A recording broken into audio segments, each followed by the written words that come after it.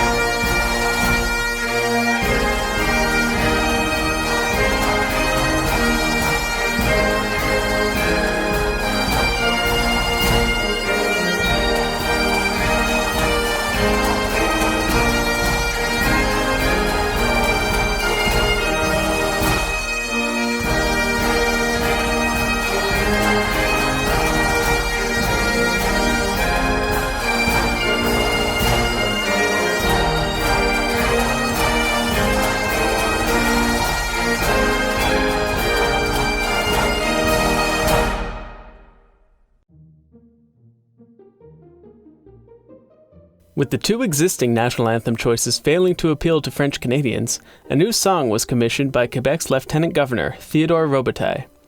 The song was to be a patriotic song for the occasion of Saint-Jean-Baptiste Day, and was composed by Calixa Lavallée with words by Sir Adolphe Basile Routier. The resulting song was O Canada in its original French.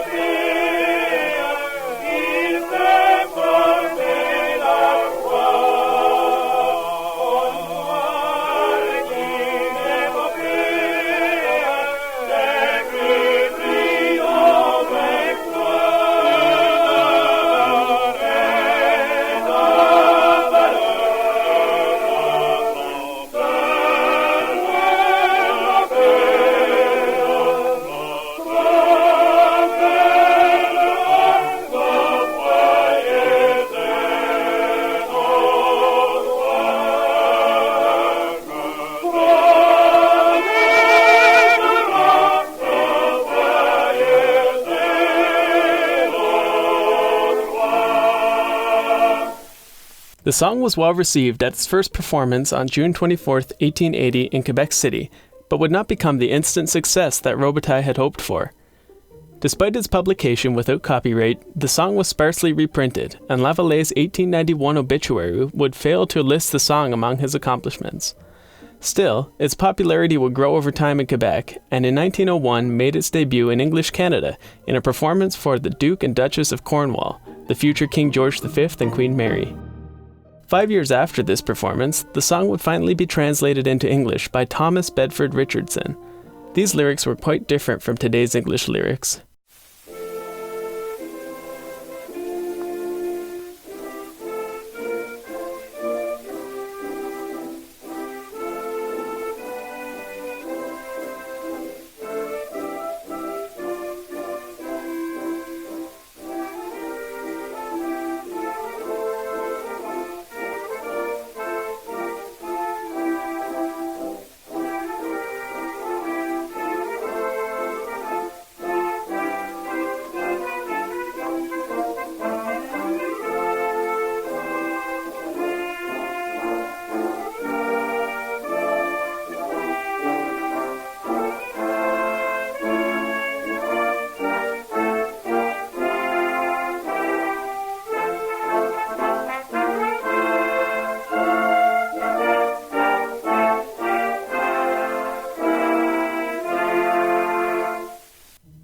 Several English versions would be written in the subsequent years, but the most popular lyrics were penned by Robert Stanley Weir, a lawyer from Montreal.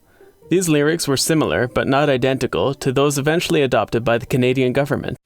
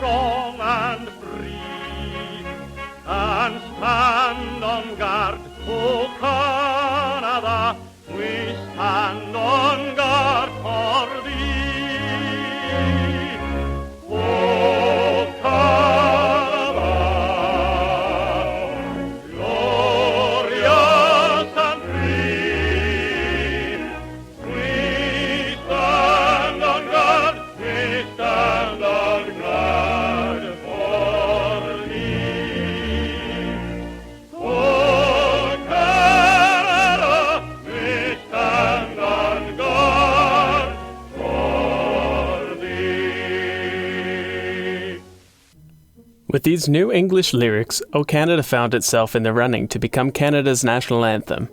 All three songs would continue to act as de facto national anthems, but having competing national anthems largely defeats the purpose of a national anthem, to act as an expression of national identity, and, especially important in Canada, as an expression of unity. By 1964, the Canadian government decided it was time to sort out the state of its national anthem. A special joint committee of the Senate and the House of Commons was set up to determine the official status of God Save the Queen and O Canada, notably leaving the patriotic but problematic The Maple Leaf Forever behind. On January 31, 1966, Prime Minister Lester B. Pearson would begin a very long process to establish O Canada as the Canadian national anthem and God Save the Queen as the royal anthem of Canada. On March 15, 1967, the committee recommended keeping the music and French lyrics to O Canada, but recommended a series of changes to the English lyrics. Following these changes, on February 28, 1972, Secretary of State Gerard Pelletier introduced a bill to adopt O Canada, as adapted by the committee, as the national anthem. This bill, and many others after it, would fail to make it through the House of Commons. Ending this long political saga was Secretary of State Francis Fox, who on June 18, 1980, proposed a bill to adopt O Canada as the national anthem. The National Anthem Act was passed unanimously by the House of Commons and the Senate on June 27, 1980.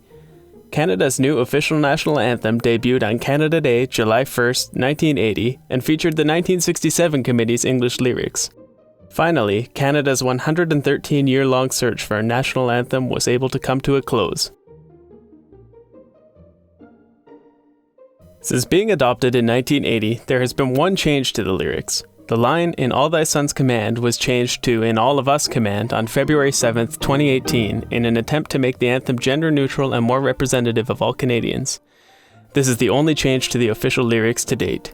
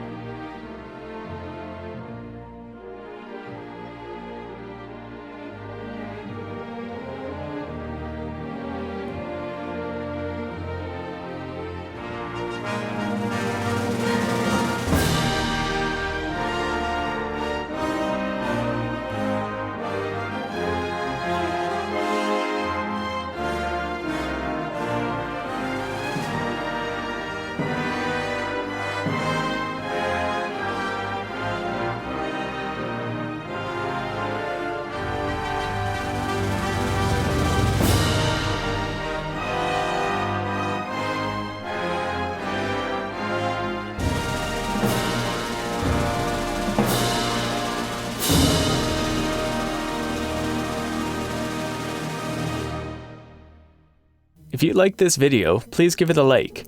I'm just starting out with YouTube, and every like makes it easier for people to find me. Also, if you like what I'm doing, subscribe for more videos. Thanks for watching.